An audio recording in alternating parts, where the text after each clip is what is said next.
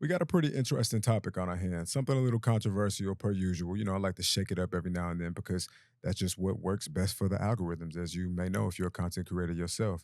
And the first thing that we're going to talk about is insecure men being the problem in the world.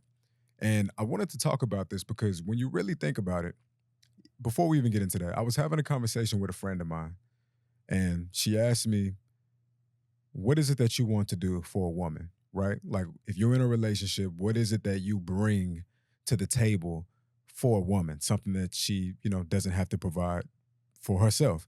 And I said, well, protecting and providing, something that most men would say, right? Because I believe that, a man should protect his woman and his family and he should provide for her, right? So while he's handling provision financially, and of course, more than just financially, a man is not only just a money maker, she can focus on the other things in life that need to be focused on too, right? Because no one person can just do it all. And I think any one person that does try to do it all, you quickly find that person. It's easy to get burnt out, right? That's a recipe for being burnt out because you get a stretch too thin. It's too much for one person to do.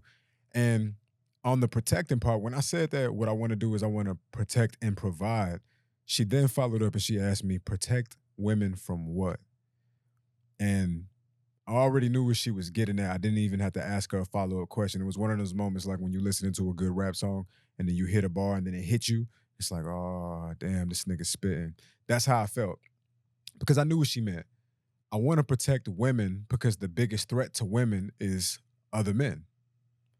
I'm not really aware of women in totality being the biggest threat to women, right? There's some arguments that could be made about that today, right? In this era, in this generation. But for the most part, what have we been, what if good men had a, what have good men been protecting good women from? It's from bad men.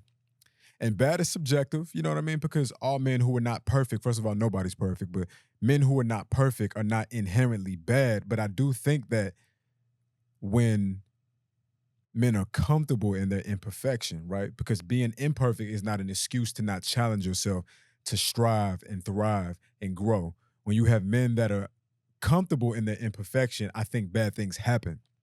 I think bad traits, I think bad energy, I think bad tendencies, habits, these things start to form. And when those things start to form, then we increase our chances of hurting other people, whether that be deliberately or inadvertently. And so I want this podcast to be specifically about that.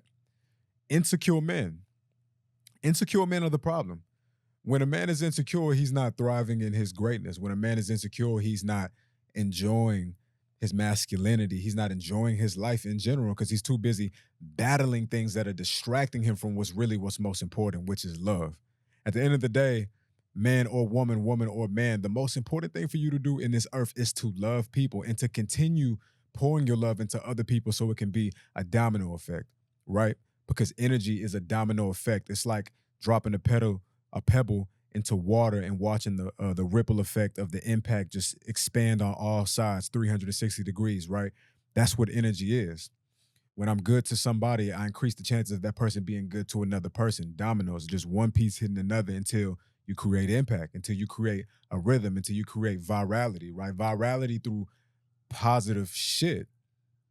And some of y'all might think that's a little bit far fetched, but me personally, I'm not saying that the world will ever be perfect. But what I am saying is that I think this is how we get a step closer to making not just your life, but everybody else's life a better place for everybody to live, right? Because a house is not a home. It takes a group effort. It takes a village. As they say, no one person has the ability to do it all, you know?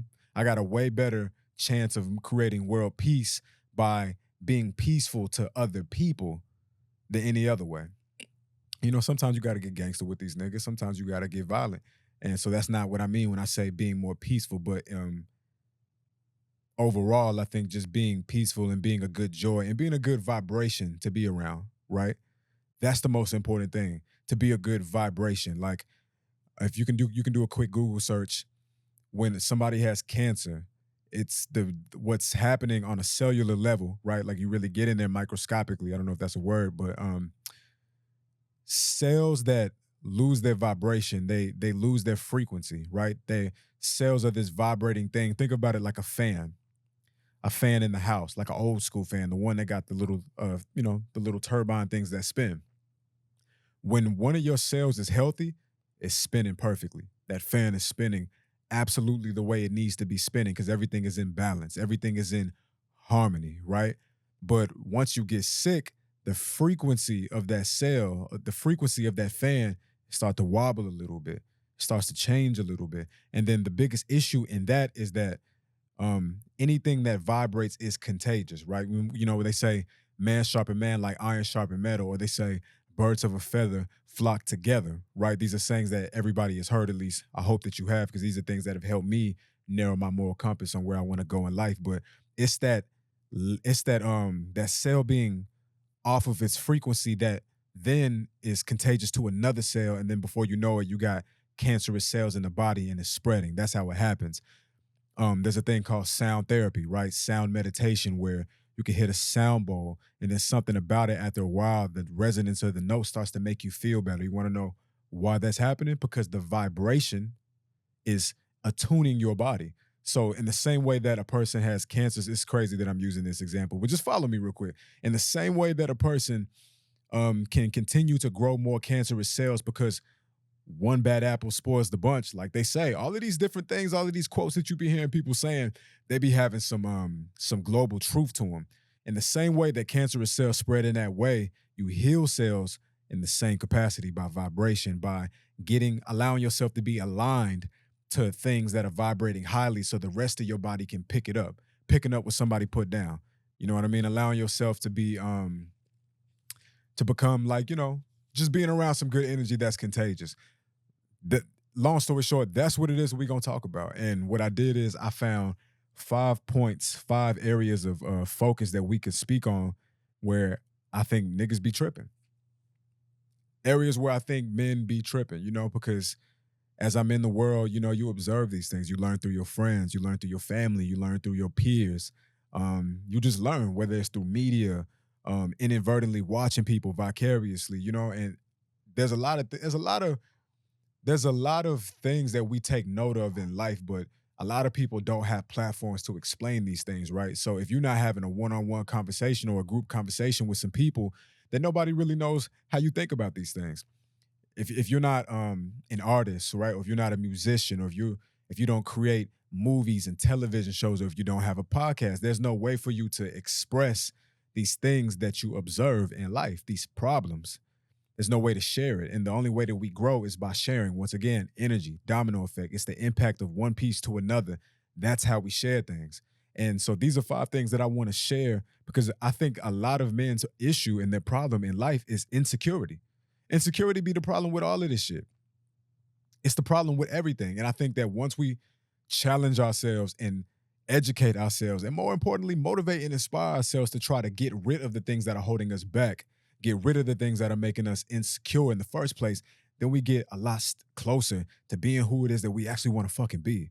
You know what I'm saying? Like we get closer to being that confident version of ourselves, that funny version of ourselves, that attractive version of ourselves. A lot of people think attraction is just strictly based off the genetics you was handed at birth. And really it's like, nah, a big deal of attraction are about the things that you can control, not the things that you can't.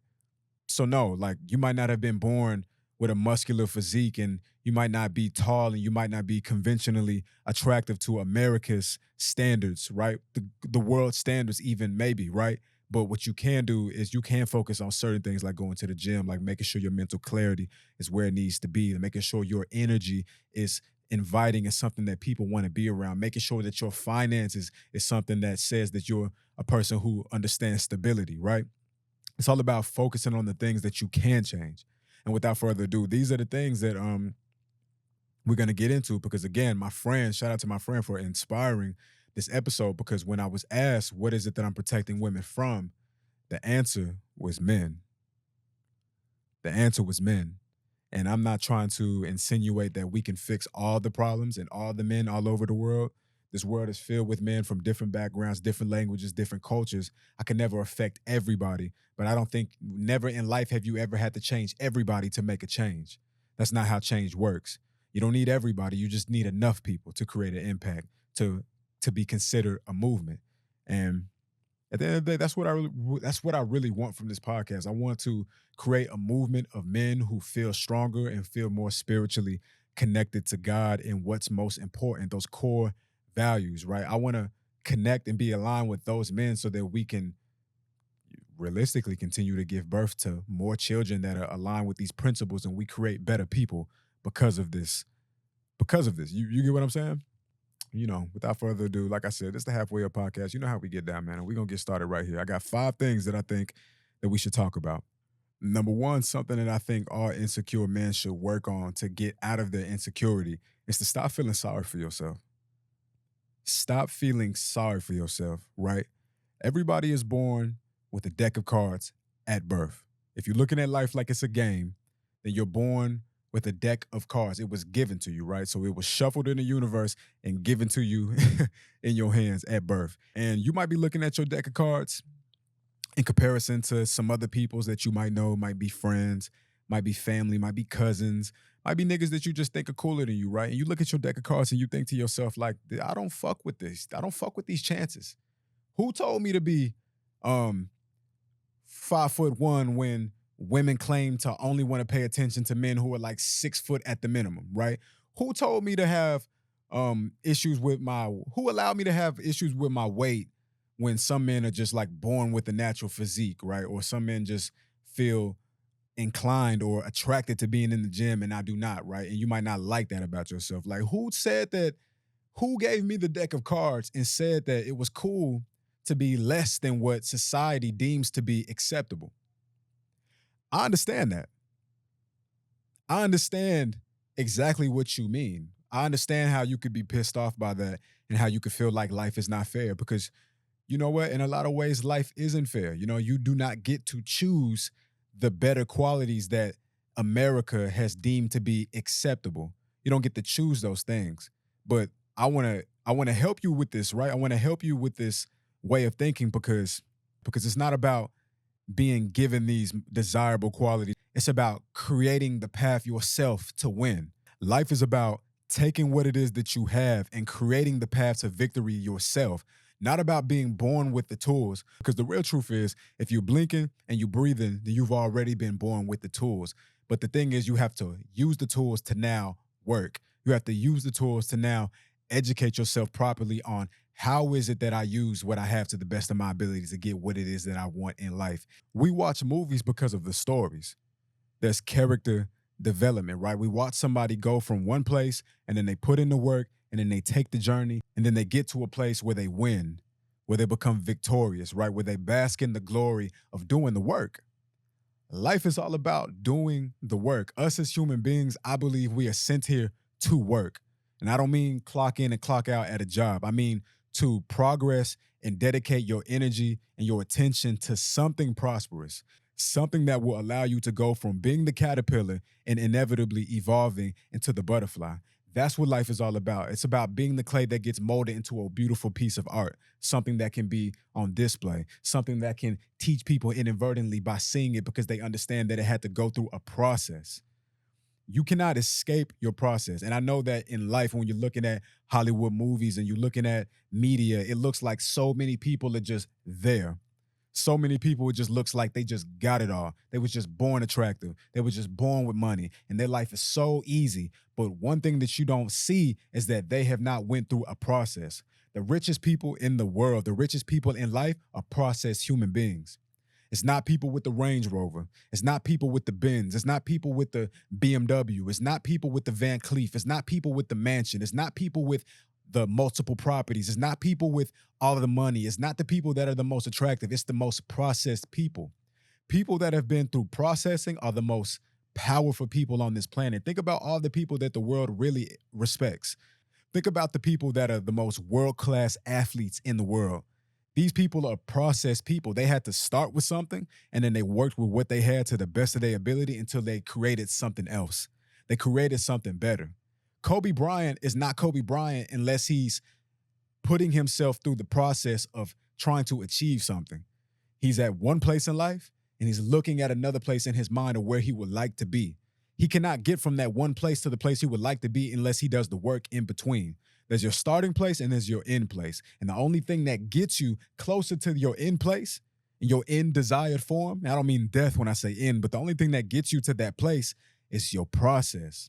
So when I think about insecure men, and I think about them being the problem, because one of the things that they suffer with, because you got to understand that everybody gets their chance to prove themselves.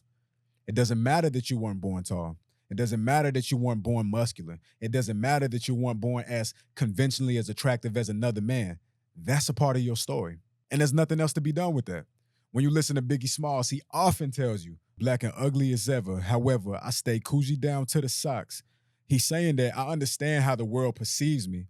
Or even better, I understand what the world has said about me, but I'm still gonna be Coogee down to the socks. You gotta be Coogee down to the socks, my nigga. You gotta find a way that you are going to transform. What is that gonna be? Because feeling sorry for yourself creates a place of lack, right? If you're morally, emotionally bankrupt because you feel like I'm a victim. Feeling sorry for yourself creates a victim mentality. And what do victims do? They don't rise, right? They don't prevail. They don't overcome. You have to overcome feeling sorry for yourself, because when you feel sorry for yourself, you think that there's something wrong with you. You feel like you were born incomplete. You feel like you were not given a fair shake in life, when the real truth is you were. You think life is not fair because people are more attractive to you? What does that have to do with fairness? Life is not even about being attractive. If you ask me, I think being confident because of how attractive you are is a fake sense of confidence. I think that being confident has very little to do with what's going on the outside. I think being confident has everything to do with the respect that you've earned from yourself. Nothing good comes from a man who feels sorry for himself, because now he don't know how to be his best self when he around women. He don't know how to be his best self when he conducting business, when he looking at another man in his eye, when it's time for him to be a team player to a unit that's bigger than him. He doesn't understand that nobody is bigger than the program, because all he seems to be able to focus on is himself, because all he seems to be able to focus on is what's wrong with him versus what's right with him. He living his life as a cup that's half empty when he should be looking at it like he's half full, and feeling motivated and inspired to find ways to fill the rest of it so that he can pour more into other people's cups. Because living a selfish life is not living a rich life. Living a self-absorbed life is not living a rich life. You will never be rich. I don't care how much money you got. I don't care how strong your finances is, how many properties you got, how many things you own, how many women you fucking. It don't matter. As long as you're feeling sorry for yourself, you will never be rich. And as long as you're feeling sorry for yourself, you will always be a threat to yourself and everybody else that's around you, because you're not being the best version of yourself to help. Nobody on this planet is bigger than the program. And the program is help. The program is assistance. The reason why the world is in the state that it's in right now is because too many selfish people have gained access to positions of power, and they stopped helping. They start being way more concerned about helping themselves than understanding that the only way that this will ever work is by helping us. It's about helping everybody. So that's the first topic that I want to go over. Feeling sorry for yourself is the first thing that we got to stop. Feeling sorry for yourself breeds insecure men. And insecure men don't make our women feel safe. They don't help raise our families. They don't help nourish themselves. How can you be great for somebody else when you're not great for yourself? How can you do that? It's not possible. I haven't seen it done. I think it's very rare that you find somebody who constantly allows themselves to find new ways to feel sorry for themselves. And you know what happens when you feel sorry for yourself? You stop. You're no longer in motion. You're not seeing the world as wide as you could see it, and therefore you're missing blessings. You're missing signs and breadcrumbs that are designed to help lead you to your destiny, because all you are doing is focusing on what you don't have, when you should be focusing on everything that you do and finding ways to get more so that you can help more people, so you can help the people in your community, so that you can help the people in your village. But you can't do that when you focus on what you don't got. You want to know how life is fair? Understanding that whether you were born rich or whether you were born poor, nobody gets to happiness without taking the deck of cards that they were born with and playing it to the best of their ability. And I mean no one. Nobody gets to the real riches of life. Nobody gets to the real joy and the real peace, the spiritual connection, the emotional intelligence, the mental stability. Nobody escapes that. Rich people can be depressed. Poor people can be depressed. Rich people can be anxious. Poor people can be anxious. Ugly people, quote unquote, can be anxious and depressed. Attractive people can be ugly and depressed. The only thing that helps you become a mentally, emotionally, and spiritually healthy human being is by doing the work. It's about not feeling sorry for yourself. It's about starting somewhere with what you've been given and creating the best with what you have. It's about evolving. And nobody gets a chance to escape that. That's how you know life is fair, because nobody escapes that. Nobody skips steps and then gets to the most beautiful place that any human being is capable of being at without doing that work. So if you do that work, it's a fact that you're going to get there. It's a fact.